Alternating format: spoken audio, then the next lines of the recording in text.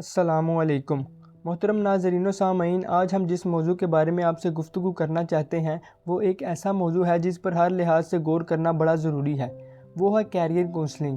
یہ بات ڈھکی چھپی نہیں کہ آدمی چاہے کسی بھی مزاج کا ہو، کسی بھی مذہب یا کسی بھی معاشرے سے تعلق رکھتا ہو، زندگی کے ہر موڑ پر اسے مشاورت کی ضرورت پڑتی ہے، اور یہ انسان کی صفت ہے کہ وہ مشورہ لیتا اور دیتا ہے۔ کہا جاتا ہے کہ جب کوئی نیا ملک بنتا ہے یا کسی علاقے میں کوئی نئی تہذیب پروان چڑھتی ہے تو لازمی طور پر وہ کچھ عرصہ کے لیے کامیابیوں کو سمیٹتی ہے۔ ہمارا ملک پاکستان بھی 14 اگست 1947 کو آزاد ہوا، ایک نئی تہذیب و تمدن کی حوائش کو اپنا مقصد بنایا گیا، لیکن افسوس کے ساتھ کہنا پڑتا ہے کہ نہ تو ہمارا ملک ترقی کی منازل طے کر پایا اور نہ ہی کوئی نئی تہذیب پروان چڑھ پائی۔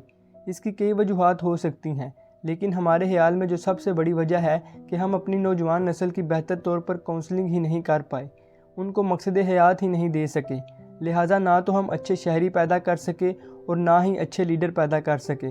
آج بھی پاکستان میں زندگی کا ہر شعبہ اچھے لوگوں کے لیے ترستا ہے، ہاں اگر چند کوئی ہوں بھی تو اس میں کوئی دو رائے نہیں ہے۔ ہم سمجھتے ہیں کہ بہت ضروری ہے کہ تعلیمی اداروں میں، چاہے وہ دینی تعلیمی ادارے ہوں یا دوسرے تعلیمی ادارے، وہاں پر طلباء کو مناسب کیریئر کونسلنگ مہیا کی جائے۔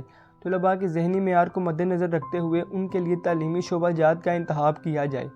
اگر کوئی طالب علم میڈیکل میں دلچسپی رکھتا ہے اور اس کا مینٹل کیلیبر بھی اس کی اجازت دیتا ہے تو مڈل کی تعلیم کے بعد اسے میڈیکل فیلڈ کی طرف گائیڈ کیا جائے۔ اگر کوئی لاء میں دلچسپی رکھتا ہے تو اسے اسی طرف ہی رکھا جائے۔ کمپیوٹر ڈپارٹمنٹ، انجینئرنگ ڈپارٹمنٹ اور ٹیکنیکل ڈپارٹمنٹ کی طرف رجحان رکھنے والے طلباء کو مڈل کلاس کے بعد ہی ان شعبہ جات کی طرف موڑ دینا چاہیے۔ والدین اور اساتذہ مل کر طلباء کی خواہش اور ذہنی استطاعت کو مد نظر رکھتے ہوئے فیصلے کریں، نہ کہ اپنے فیصلے مسلط کریں۔ سکولز اور کالجز میں کیریئر کونسلنگ کا لازمی طور پر بندوبست کیا جائے اور طلباء کو سن کر ان کے ہر معاملے کا تجزیہ کر کے ان کے کیریئر کے بارے میں فیصلے کیے جائیں۔ طلباء کے جو ذاتی مسائل ہیں جو کہ کسی بھی مد میں ہوں ان پر پوری نظر رکھی جائے اور اس کا کوئی جدید طریقوں سے حل نکالا جائے۔ طلباء کے اندر سے ان کے فیوچر کی کاروباری سوچ کو نکال کر ان کو یہ سکھایا جائے کہ وہ پہلے اپنی متعلقہ ایجوکیشن کو کمپلیٹ کریں تو لازمی طور پر ان کا کوئی اچھا سبب لگے گا۔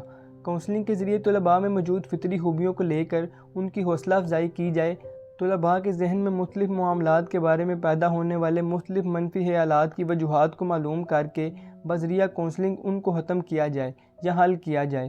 طلباء کے اندر نرگسیت کو ختم کر کے انہیں سیلف میڈ بنایا جائے اور ان میں جد و جہد کا جذبہ پیدا کیا جائے۔ رٹالائزیشن کو ختم کر کے کنسیپچول اسٹڈی اور سیلف اسٹڈی کو پروموٹ کیا جائے۔